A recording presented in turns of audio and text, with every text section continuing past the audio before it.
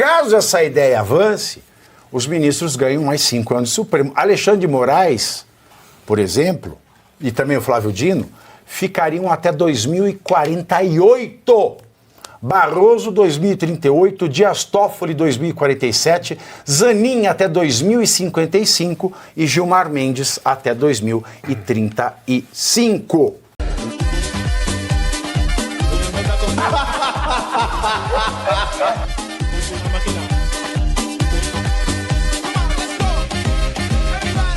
Segundo informações da Folha de São Paulo, depois do Kid Bengala, depois da PEC da Bengala, que elevou de 70 para 75 anos a idade para aposentadoria compulsória dos ministros do Supremo Tribunal Federal, não só do Supremo, tá? Eu vou explicar. Essa PEC, a Constituição, olha como a Folha também não sabe, aí o alemão repete o da Folha, então vou explicá-los. A Constituição diz que todo funcionário público, e lembrando que agentes políticos eleitos ou nomeados para ministro não entram, não se enquadram. Pode ser qualquer idade. Veja o Lula que está aí caquético e é presidente. Mas quem é um ministro do Supremo, um juiz, um professor concursado, o pessoal concursado, o povo do STF. 70 anos é a idade limite, então vem a aposentadoria compulsória. Quando a Dilma era presidente, o Congresso, que é de uma inteligência ímpar, falou não vamos deixar a Dilma indicar mais um ministro do STF. Vamos fazer a PEC do Kid Bengala, é a PEC da Bengala que se mostrou a PEC do Kid Bengala para nós. E aí a gente aumenta de 70 para 75, porque aí ninguém vai aposentar, então ela não vai poder indicar ninguém, né?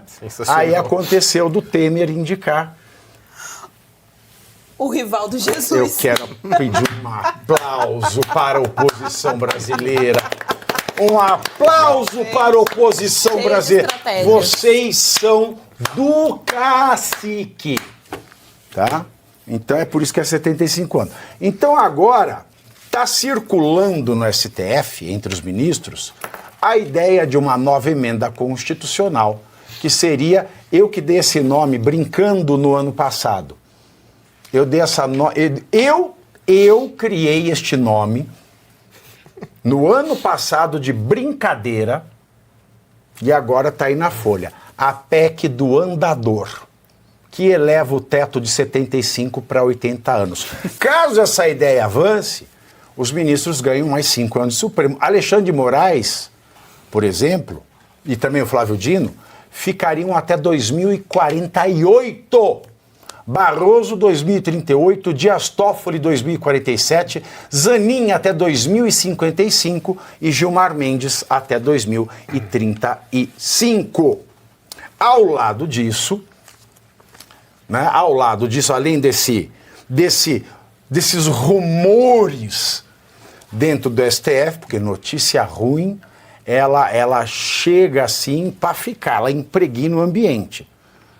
Dá um cheiro de feto que, olha, só por Deus. Ao lado disso, as apurações no STF que atingem Jair Bolsonaro e seu entorno, como as que envolvem a fraude na carteira de vacinação e a suposta trama de rascunho de minuta golpista de 2022, têm sido marcadas por prisões preventivas decretadas por Alexandre de Moraes Maduro.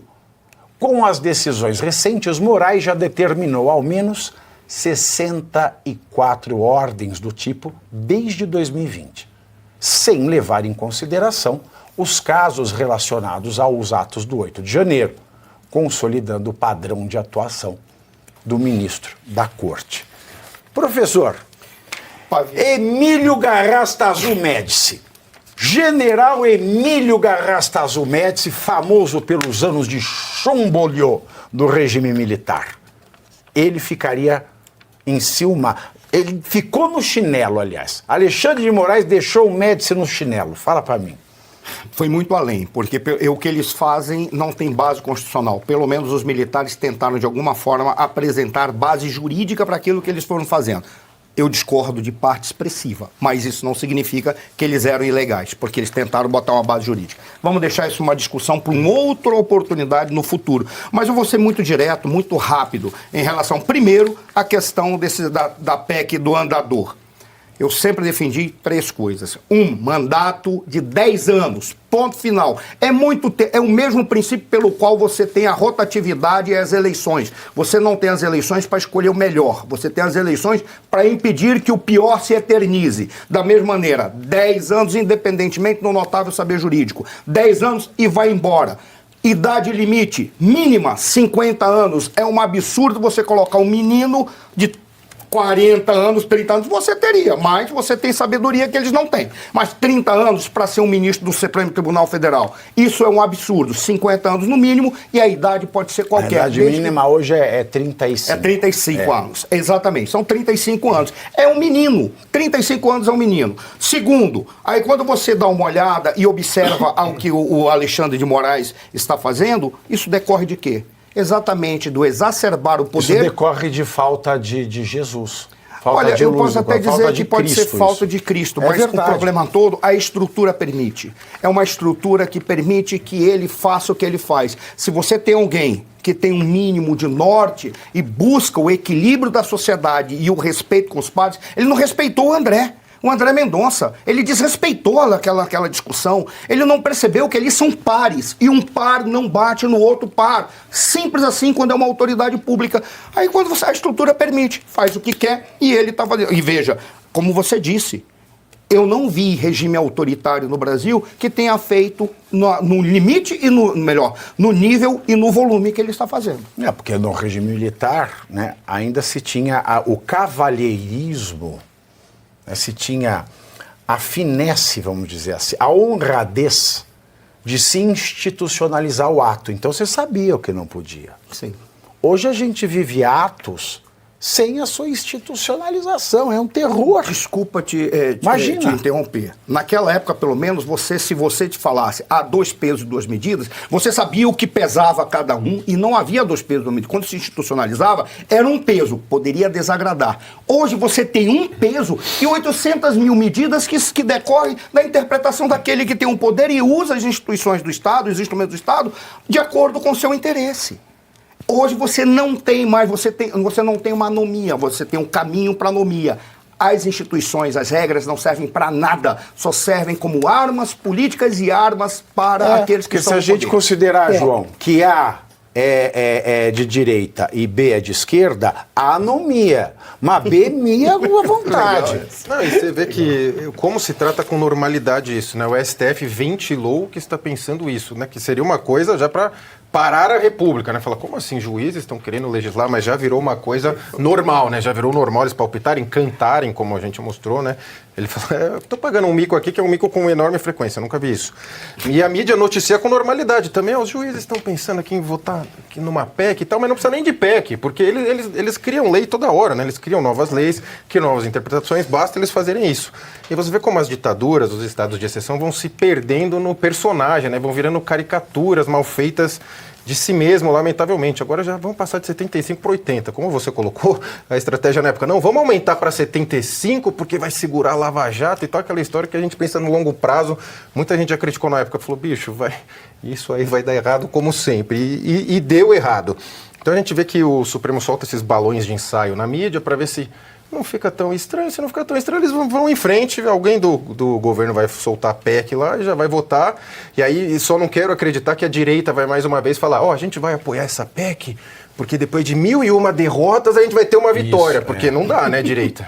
É verdade, né? É uma coisa... É muito otimismo, né? Você fica, leva na lomba, leva na lomba. É a mesma coisa, se fala assim, olha, eu vou dar só essa vez. Mas eu vou parar. Não é essa desculpa, não cola, meu amor. Agora, o Geisiane, você imaginar bem, e se o Supremo nem falar de PEC, porque ele pode abrir lá uma votação, né? Vamos abrir aqui uma matéria urgente, porque Online. a questão dos 75 anos é uma forma de etarismo, a Constituição, ela tem ojeriza toda forma de discriminação, então a gente fica aqui até morrer. E se bobear, passa o cargo pro filho primogênito. Nem brinca. Porque esse é o argumento que eles vão usar. Ainda vão copiar de você e vão dizer que a culpa é tua. Saiba como isso é bom, né? Desculpa, Miriam Leitão, Gesiane. vai falar. Eu tô falando aqui que isso é um absurdo. Desculpa. Imagina. Se eu antevejo a desgraça, são meus poderes O mediúnicos. professor deu mais uma ideia aqui, que é a de passar por primogênito. Eu não duvido, tá? Eu não duvido de passar por primogênito. Eles vão fazer exatamente como eles são. Cartório, né, Isso. Que nem cartório Isso. antigamente. Não, voltamos para os tempos bíblicos. É o primogênito que tem a bênção do pai e recebe aí tudo que tem de direito. Voltamos aos tempos bíblicos. Isso daqui vai acontecer exatamente o que vem acontecendo com o Marco Civil da Internet. O Barroso abriu a sessão dizendo que ele deu um tempo razoável para o Congresso. Como o Congresso não se movimentou, não fez aquilo que o STF queria. Como que o é que é STF a não. frase? Ele abre dizendo assim que ele deu um tempo razoável para o Congresso, como não houve resposta, então ele montou aqui essa sessão. Então, assim, é assim que eles pensam. Por que eles ventilaram? Eles ventilaram para o Congresso ouvir. Se o Congresso não fizer nada e continuar em silêncio, o que o Barroso vai falar? Mesma coisa. Ele Olha, volta a nós dar um tempo para o ventilamos... Congresso, Oi? ele volta a dar um tempo para os congressistas. Pois é, e aí ele vai falar o quê? Olha, nós ventilamos na Folha de São Paulo, não teve, a gente deu um tempo razoável, não aconteceu nada, nós vamos legislar. Agora sim, eu gostaria pelo menos que a coisa fosse oficial. Fecha o Congresso. É isso aí. Economiza esse dinheiro, pô, o tanto de claros, deputado né? federal que tem lá, uma assessoria, o gabinete enorme. Pô, dá uma economizada no dinheiro, fecha. Seja corajoso, pelo menos, a ponto de honrar aquilo que tu defende. Tu defende isso, tu acha que é isso. Agora, me estressa muito mais o cara que finge que tá salvando alguma coisa, o cara que finge que tá me ajudando. Não, seja homem, vai lá e então vou fechar o Congresso. Que é isso que vai acontecer, eles vão dar um tempo, daqui a pouco essa PEC passa. Geise, a nossa oposição é tão incompetente que eles vão alegar que vão aprovar isso, porque assim o Lula não vai ter tempo para indicar 9 ministros. Exato, Ele esqueceu exatamente. o seguinte, que o Fachin vai... Aí entra um acordo, o Fachin pede aposentadoria, outro pede aposentadoria, e o Lula vai colocando. Olha, Luiz Eles já estão Arthur especulando Nogueira, isso, né? de que adianta imaginar uma hipótese de que as casas legislativas sejam fechadas se hoje elas não passam de 2 grandes fachadas? Verdade. Hoje, na prática, elas estão já fechadas, né? Esse que é o ponto. Eu concordo com o professor Suano, acho que tinha que ter mandato de 10 anos para ministro Supremo, idade mínima, 40 anos, 50 anos, alguma coisa assim, e de fato, daí não precisaria ter a idade máxima, né? Agora, a gente sempre cita os Estados Unidos como um bom exemplo, aqui vai um mau exemplo, lá é vitalício, hein? Lá o ministro da Suprema Corte se aposenta quando quiser ou quando morrer, né? Quanto ao segundo tema aqui das prisões preventivas decretadas pelo Alexandre de Moraes, eu espero que algum dia o Brasil volte à normalidade jurídica. Quando voltar, eu pergunto, essas vítimas das prisões preventivas, sem nenhuma base legal, serão indenizadas pelo Estado no futuro? Indenizada por quê? Você viu? Fecharam a porta na minha cara. Na minha cara. É o Jequiti, né? É o Jequiti. Não, Jequiti nada. Essa foi uma fechada de porta no meu nariz. Que você está querendo se vingar de mim, alemão? É por isso? Você está querendo se vingar de mim? Agora, olha isso aqui, ó. O Arthur Lira engrossou a voz agora, hein? Agora tudo vai mudar. Tudo vai mudar. Nasceu 2 pelos no saco dele essa semana.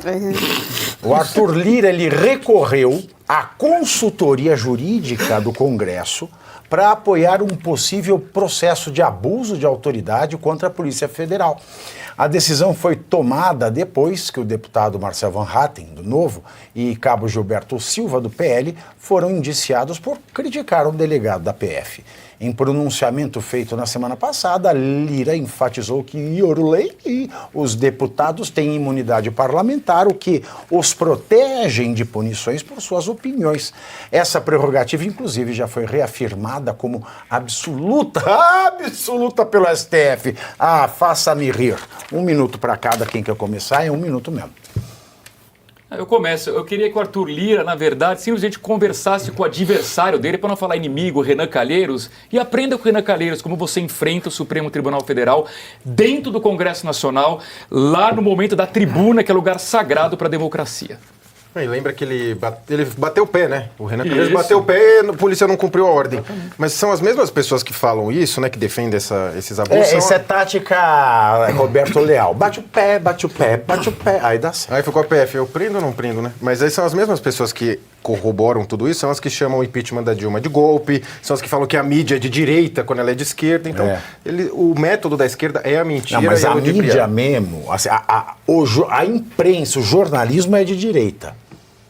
Ah, é? Porque o que não é publicidade e propaganda, é marketing. Vamos combinar. Vamos combinar, né, Gisele? Olha, eu voto com o nosso amigo João, porque veja bem, ele fala isso agora, mas e a anistia, e o projeto da anistia? Quando ele foi falar a respeito do tio França, que foi o rapaz lá que fez o suicídio midiático, ele adotou a narrativa da imprensa de que aquilo dali tinha relação com 8 de janeiro e tal. Então, assim, eu disse semana passada sobre o Lira que era triatro e continuo achando que é um triatro. Você sabe o que eu acho interessante, professor? Você não quer falar? Não, pode ser. Não mesmo? Então Não, vai, pode ser. porque o senhor fez assim, ó. Eu fiz, não, Vamos mas lá, só por para dizer favor. uma coisa muito rápida Por para o Arthur favor. Lira, se ele quer realmente fazer um ato que seja adequado, então que ele faça o seguinte: se porventura a Polícia Federal chega lá cometendo algum ato ilegal, fazendo uma prisão ilegal, que ele chame a Polícia Legislativa e devogue de prisão. Tenha vergonha, faça aquilo que deve ser feito. Enfrente o Supremo Tribunal Federal da forma adequada como o terceiro homem mais importante da República. O presidente, vice-presidente, depois é o senhor. Se porventura não é o suficiente, o senhor vá no Senado e diga: ou vocês pedem o impeachment deles, ou então nós vamos bloquear todas as pautas e vamos na mídia para dizer por que nós estamos fazendo, para mostrar como que está desencontrado e desestruturado o Estado brasileiro. Então, primeiro você curte, que é o preço deste programa. Quanto vale o ingresso para ver este palhaço neste picadeiro bonito? Vale uma curtida. Vale o seu like, o seu joinha, o seu gostei. Então, a sua obrigação é curtir. Se puder, comente, porque quem comenta ajuda no engajamento. Então, primeiro C é curtir, segundo C é comentar, o terceiro C, o que seria muito louvável, seria você compartilhar. Tem um link que é a setinha, uma setinha assim, meia bomba. Sabe aquela, a setinha da pipa do vovô que se esforça? Você vai lá, copia o link, cola no seu Orkut, no seu Facebook, no WhatsApp, no Telegram, manda sinal de fumaça, pombo correio, não é pombo correio do banheiro, é o pombo correio que leva as mensagens. Você passa para todo mundo que você gosta, para quem você não gosta, você também passa. Então, ó, curtiu, comentou, compartilhou. E se puder, se quiser, se o seu bolso comportar e se seu coração assim permitir, contribua com este programa que vai substituir o Jornal Nacional. Olha que pretensão maravilhosa, hein? Se liga, ô Bonner, nós vamos derrubar o Jornal Nacional. Esta é a meta.